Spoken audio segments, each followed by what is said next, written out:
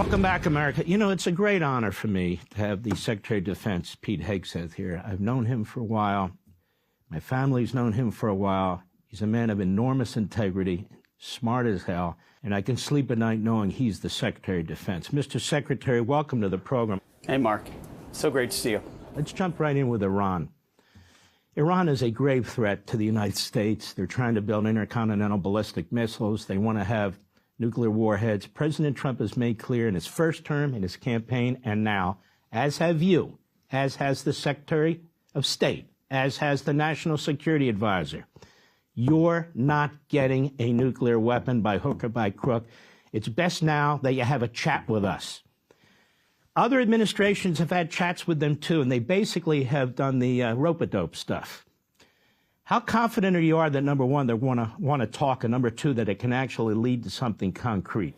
Well, Mark, it has to, and that's what President Trump is committed to. He has said very clearly, as you stated, unambiguously, Iran will not get a nuclear bomb under a Trump administration. Unacceptable, full stop, very clear. He said it, he'll keep saying it. Now, as we see with Vladimir Putin and Zelensky, there's only one man on the planet, and this is true, this is not hyperbole, one man on the planet who could bring them to the table and forge a lasting peace. And he's doing that right now. We're in the process of doing that. That is unique to Donald Trump because he's strategically unpredictable, he's strong, he's clear, and he's respected on the world stage.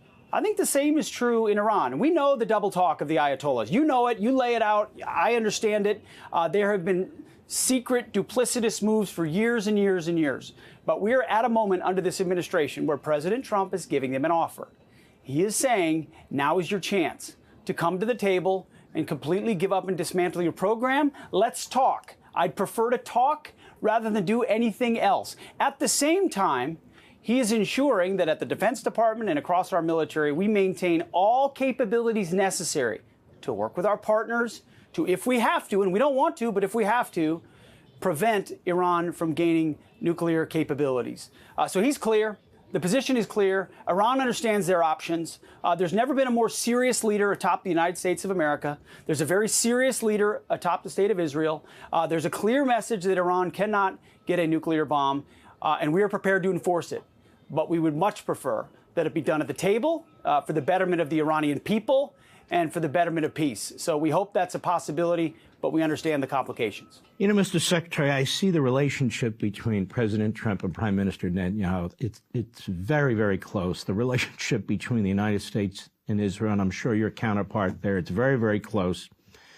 So when the United States is slamming away at the Houthis because they're blocking navigable waters, they're threatening our military and commercial ships, among other things, and when the United States has tried to help Israel get the hostages out, and Hamas basically gives them the you-know-what, and now Israel's going in fully to deal with it, it's a completely different environment, is it not, between what you inherited with Biden, which was capitulation, appeasement, and funding the enemy, versus Trump, who said, you better listen to what I'm saying because I mean what I say. You're exactly right, Mark. We're sitting on 4 years. This is to put it kindly. To put it kindly, 4 years of deferred maintenance.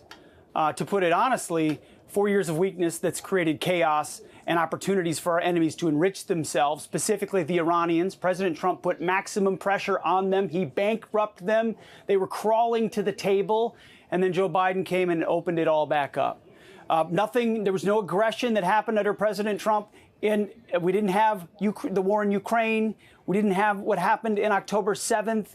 We didn't have the disaster in Afghanistan. President Trump was committed to ending the war in Afghanistan, but would never have done it the way that Joe Biden did. So the whole region looked at the chaos of a president effectively running the White House on autopen.